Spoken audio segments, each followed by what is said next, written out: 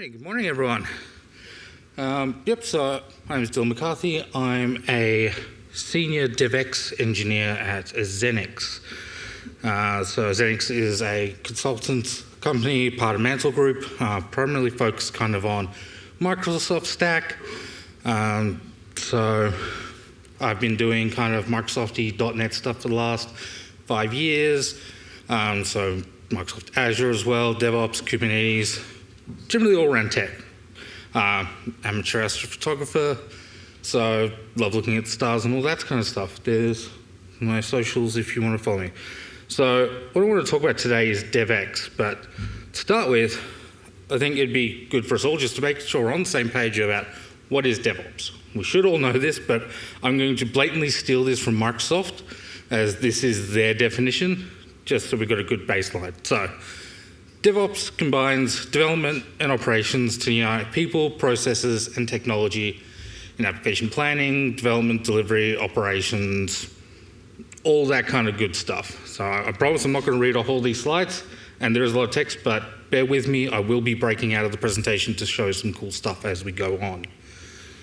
So, what is DevEx? So at a high level, DevEx, or developer experience, is the union of people, processes, and tools that improve and enable development within an organization. The goal of DevEx is to remove blockers and inefficiencies within the development process by use of DevOps principles. So a good way to measure this is developer velocity, kind of tracking the speed at how you can go from an idea to actually getting that idea into production where your customers can see it. So another aspect of DevEx is all just improving the day-to-day life of developers.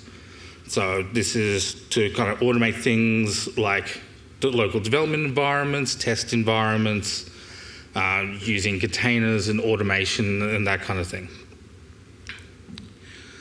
So just to kind of now break it down a little further from that high level, I want to talk about kind of 4 main areas which I believe are the kind of core pillars of DevEx.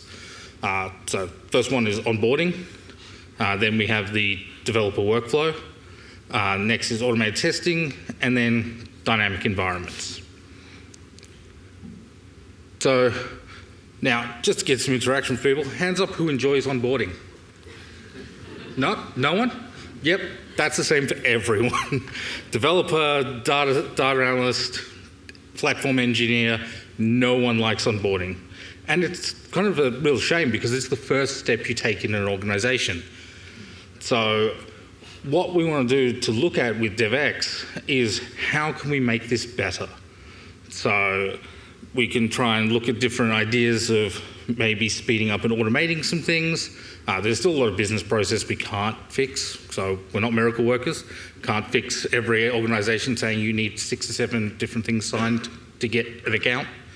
But what we can do is start to look at things like environments. So first one we'll look at is obviously virtualizing the developer environment. So this means you don't have to kind of wait for that laptop to arrive. You can actually jump on a browser, jump into an environment, and start working. But traditionally, this has not been a great experience. So how many people here have worked on kind of virtualized environment and been like, wow, this is fast and everything's easy? No? No? That, again, is pretty common. So yeah, they're slow, they're laggy, you can have low resolution with bandwidth limitations, and you can lack some really core features like nested virtualization, like trying to run Docker inside something that's running on VMware is a terrible experience. There are 2 services I want to talk about quickly today, which I think actually offer a good solution to this. So these are GitHub Codespaces and Microsoft DevBox. So just quickly, Codespaces, has anyone here used GitHub Codespaces? A few of the GitHub people, that's good. So Codespaces, yeah, it's a service offered by GitHub which provides a virtual development environment which is actually tied to your source code repository. So it makes that nice sync between where your code is and then where your virtual environment runs. So it's a flexible environment, so you can run it directly in the browser, or you can connect to it from IDEs, VS Code, Visual Studio, and I believe JetBrains has a preview of connection now too. It can be customized using dev containers. So this is a kind of a way of specifying what tools you want. So it's a Docker image. And you say, okay, I want .NET and I want Terraform and I want all these kind of tools. So you build your Docker image and Dev Containers gives you all that tooling when you spin up code spaces. So as I promised, we're going to break out of the presentation and actually go look at this. So this is code spaces. So to get to code spaces, what you would do is go to your repo, and code, and then you would start it up here so you can add new code spaces where you need. So mine's already running. And let's see, are we still responsive? We are. So I've got a .NET application here, and I'm just going to go into the directory and do a .NET run. So that's just going to build up. So this is all running in my browser. Code space is running. There we go. Application's running. It is automatically port forwarded for me. I open a browser, and magically with port forwarding, there is a default Blazor application. All done. So that's how easy it is to get started with code spaces. So next we want to look at the other offering, and this is Microsoft DevBox. So code spaces is great if you're doing kind of web application, APIs, some like stuff like that. But what if you're building a desktop app? What if you need that Windows environment where you actually need something that's going to run locally and you're going to be able to do all that heavy lifting? So DevBox is, so it's currently in preview, should be out soon, hopefully.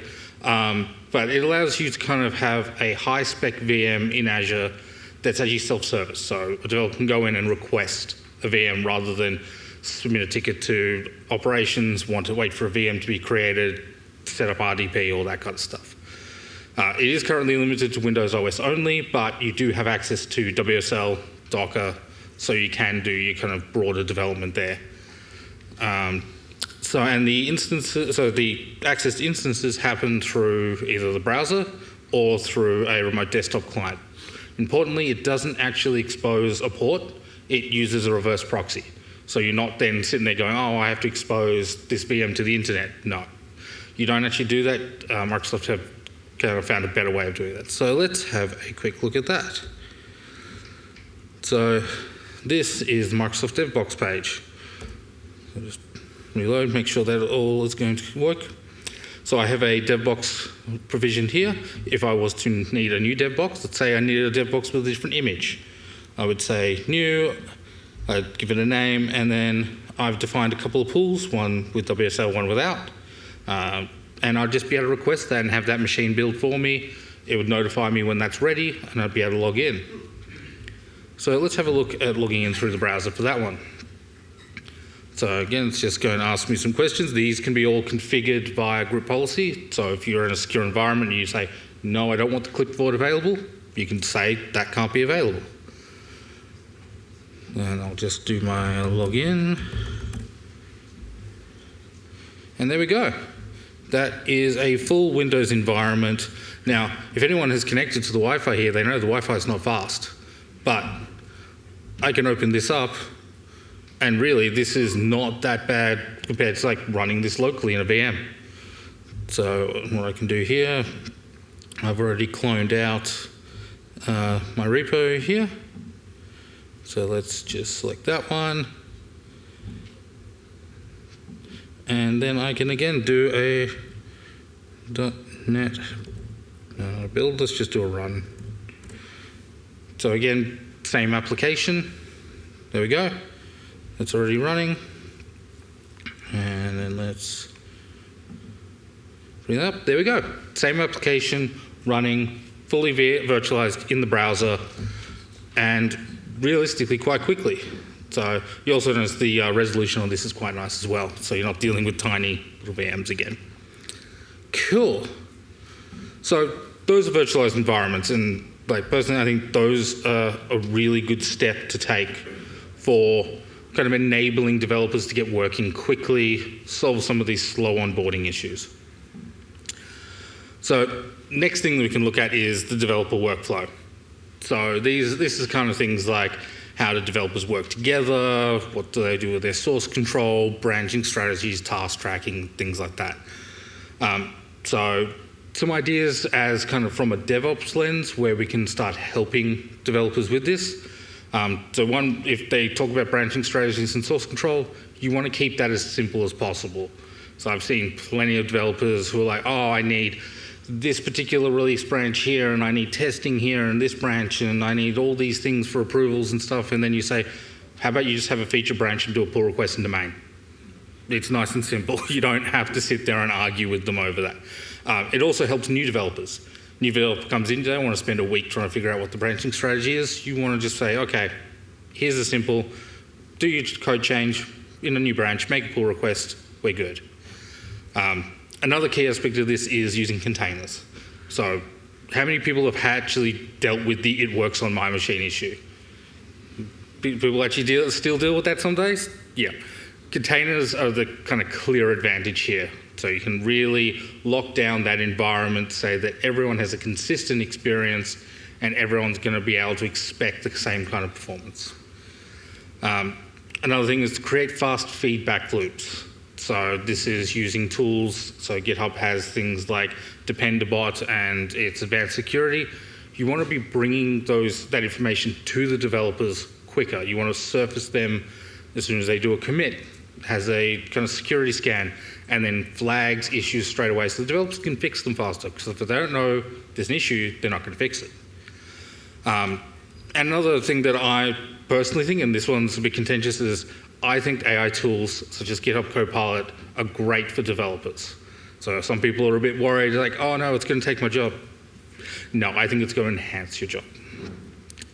So on that, let's just dive a little deeper into this because I think this one does need a little more discussion. So it is a new and evolving space. So the ChatGPT version 4 came out yesterday. So there's been huge enhancements in this. GitHub Copilot, ChatGPT are really good at developing kind of boilerplate code.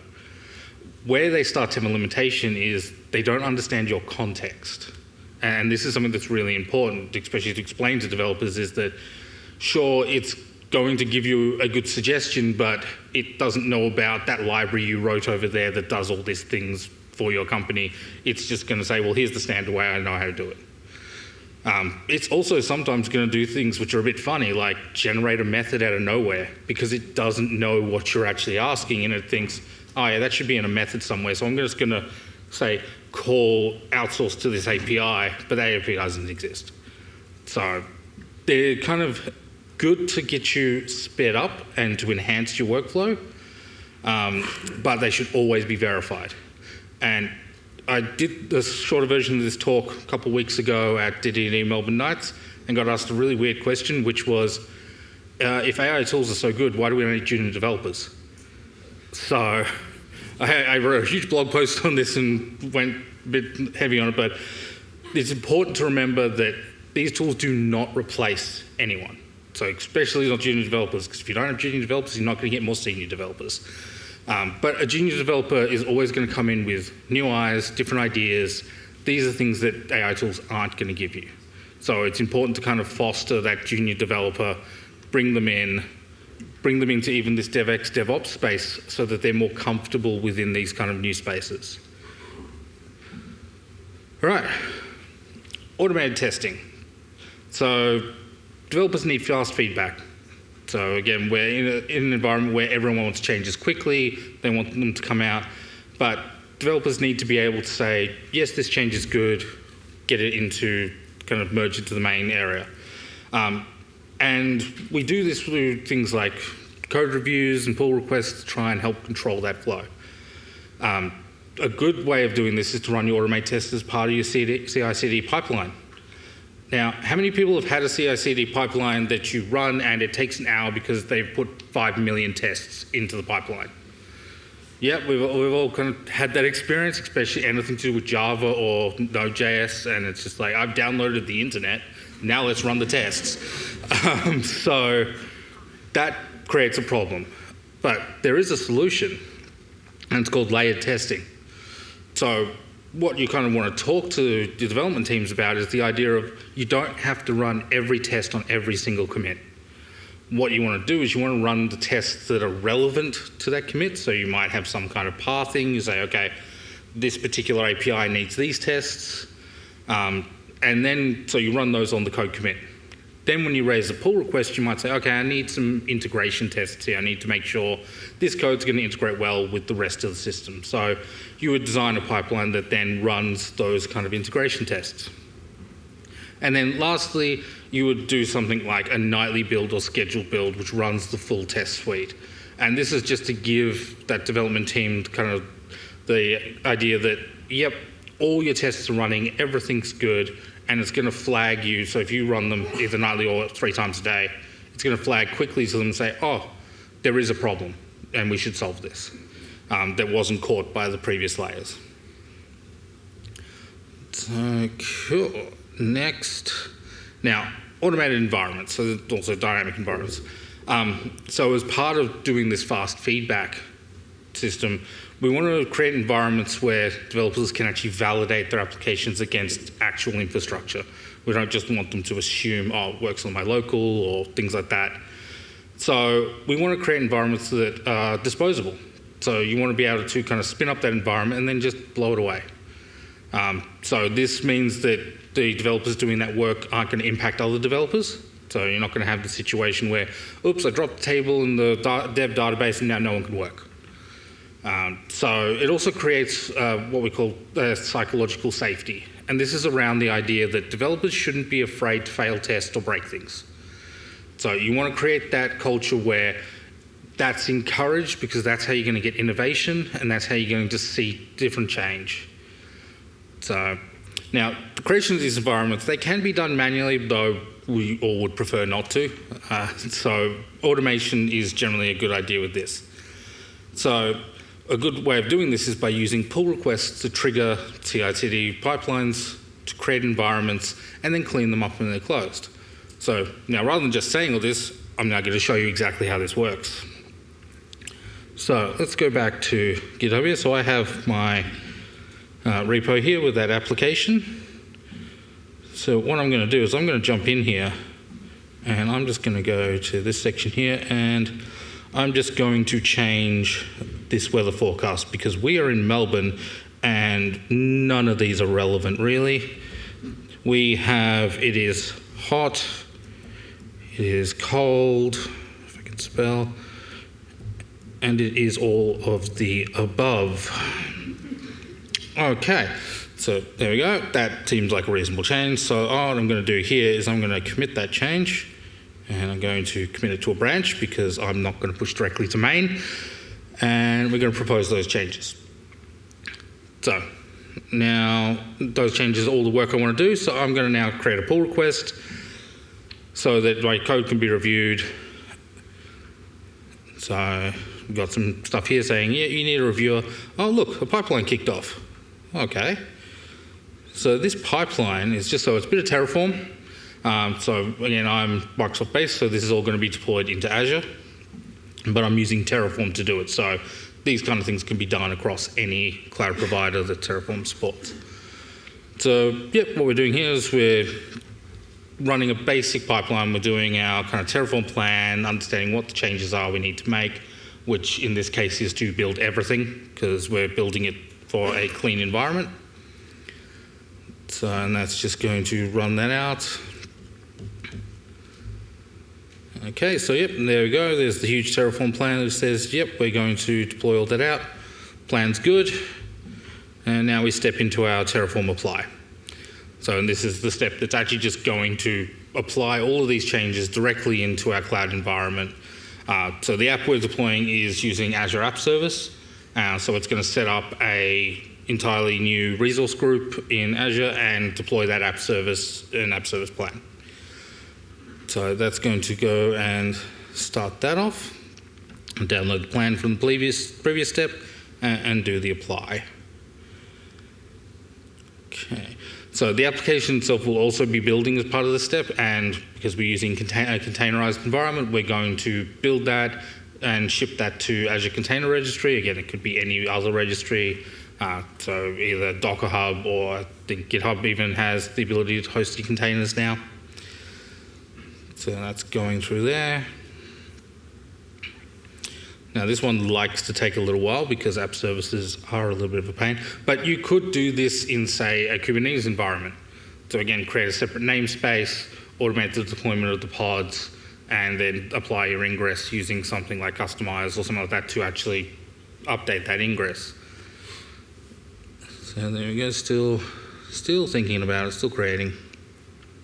The joys of live demos. So now while that's going, what I'll do is I'll quickly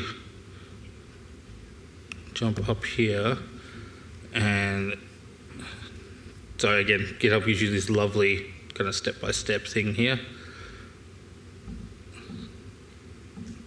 So I'll just let you peek under the covers a little bit and show you what the actual kind of pipeline here looks like. So this is the pipeline that's running. And so we can see here that we're specifically looking for pull requests being made against the main branch. And so we've got our Azure login using OIDC, and then we've got our Terraform here, second step for the Terraform apply, and then our application build. So and again, all of these steps are reliant on the previous step, so if one fails, it's going to stop. It's not even going to bother building the app if the infrastructure can't be deployed. So, and then it'll keep going down here, and then it will do the kind of deploy. And then this last step, I think, is really cool. This actually allows us to post the URL for this brand new environment straight back to the pull request. So when a developer has their pull request ready, a senior developer can come in, click on the link, and go directly to the application that's running. How are we going? No, it is decided it is going to take some time. Cool, that's all right. I can do that. Still creating at 1:50. So I guess at this stage, we could see if does anyone have any kind of questions on DevEx, where you think it kind of fits. No, everyone is still half awake in the morning? I know it's early, it's still before midday. Oh, here we go, it's going. Cool, all right, now we're doing the Docker build. So this is going to build that image in the Docker file, and then we'll push that image and actually deploy it to the app service itself.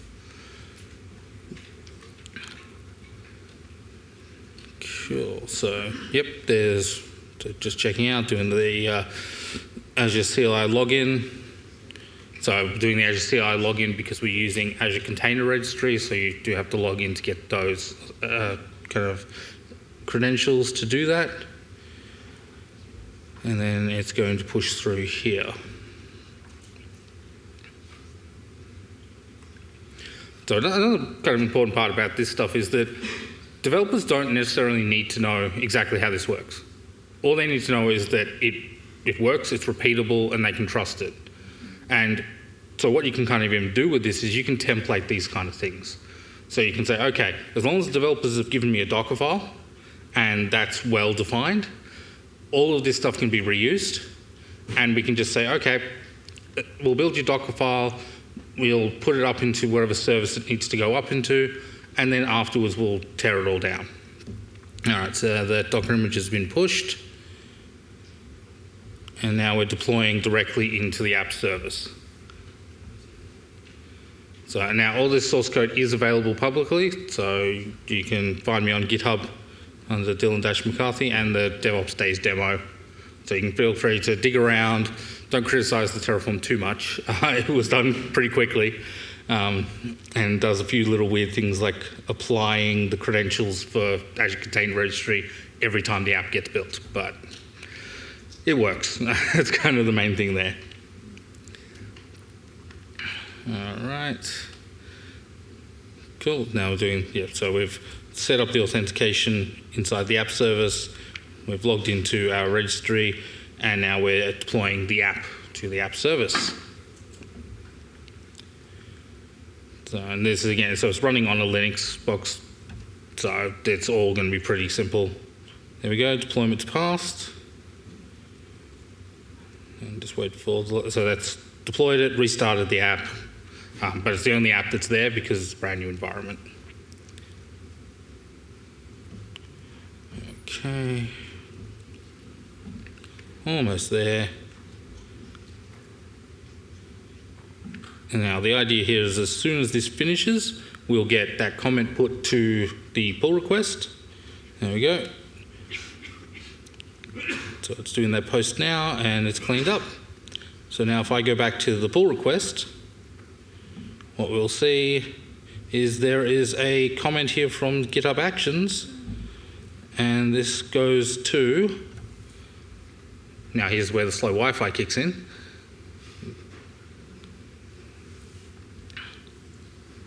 It's thinking about it. It's thinking about it. So yeah, the idea here is that this URL is automatically generated. So you can try and define the URLs you want, so that you've got, say you've got a test environment, you've got like a certificate for a domain and things like that. If you want HTTPS, you'll enable that. Just gonna try and, there we go. There we go. And the app is there, and we can look and we can see it is hot and it's cold, and if we just refresh this, and now it's all of the above. So there's our changes. So what we want to do now is, okay, we've made that change, so I'll go back to the repository. Now, unfortunately, the senior above me has decided that's a bad change. We don't want that. We need to deploy this everywhere, not just Melbourne. So what I'm going to do here is I'm going to close this pull request and kind of abandon that change. So I've closed that pull request, and now what's happening is that another pipeline's kicked off. And that pipeline is a cleanup pipeline. So what this is going to do is it's just going to use Terraform again, and it's just going to run a Terraform destroy and tear down the environment. So it's not going to hang around. It's not going to build your business and actually make people scream at you because you left a huge system running overnight. And that's just going to clean that up. Cool. So in summary, how does this all fit into DevOps, really? So automation and cloud services can help speed up the onboarding and improve the developer environments. Containerization is key to enabling consistency within your developer environments. CI/CD pipelines can be used to provide fast feedback to developers, shift left with security, and provide meaningful insight to code issues. Layer testing can help speed up the pipelines, so those pipelines are actually responsive. And DevOps engineers also benefit from all of these changes, because a lot of the stuff we do is code anyway. So we're writing YAML, we're writing Terraform, we're doing a lot of this kind of coding parts as well. So all of these kind of things do benefit us as well. So there we go. So again, if you have any questions, feel free to shout out some now if we have some time, or come and grab me during the breaks or later on today.